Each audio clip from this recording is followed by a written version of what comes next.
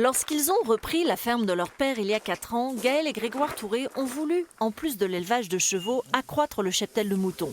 Ils rachètent donc une 50aine de brebis et les 2 patous qui l'accompagnent, dont Jasmine, 8 ans aujourd'hui.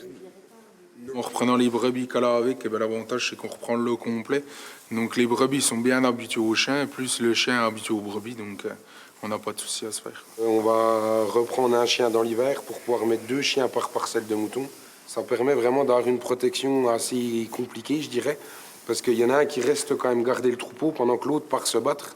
Donc en n'ayant qu'un chien par troupeau, le chien fatigue beaucoup plus.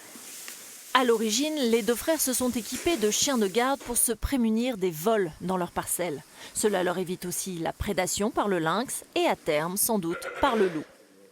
Le lynx nous mangeait entre 5 et 7 brebis pour la saison estivale d'été.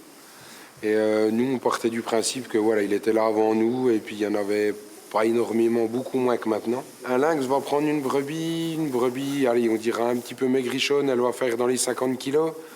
Il va mettre une dizaine de jours à manger cette brebis.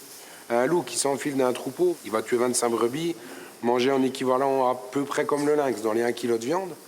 Mais le problème, c'est que le lendemain soir, le loup va recommencer à tuer 25 brebis pour en manger qu'1 kilo. Donc oui, il y a quand même un vrai écart entre le lynx et le loup.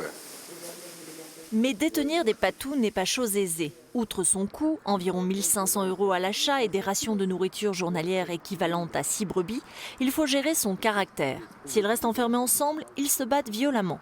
Ces 2 autres patous passeront donc l'hiver au pré avec les béliers. C'est pas un chien de canapé non plus, quoi. Il y a des protocoles.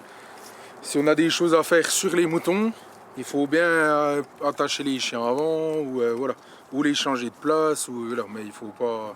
Voilà, on va pas commencer à courir après les moutons, même nous dans le champ, pour en attraper un ou quoi que ce soit. Non, ça marche pas comme ça. Car élevé parmi les moutons, le patou se prend pour l'un d'entre eux, ou tout autre animal avec lequel il aurait grandi, et défend sa famille contre le loup. Je pense que pour les bovins, il y aurait ça serait l'occasion d'essayer comme il faut, de mettre des patous avec des bovins, comme avec des chevaux, parce que si ça prend vraiment trop de proportions, je pense qu'il y a un intérêt d'essayer ces choses-là. En agriculture, il faut être franc. Je dirais que certaines personnes pensent que tout dérange. Que ce soit un lynx, un loup, un renard, les sangliers pour les dégâts. Il y a un moment donné, je pense qu'il faut juste apprendre à cohabiter avec tout le monde et que chacun reste un petit peu à sa place et puis se respecter un peu les uns les autres pour arriver à trouver un bon équilibre.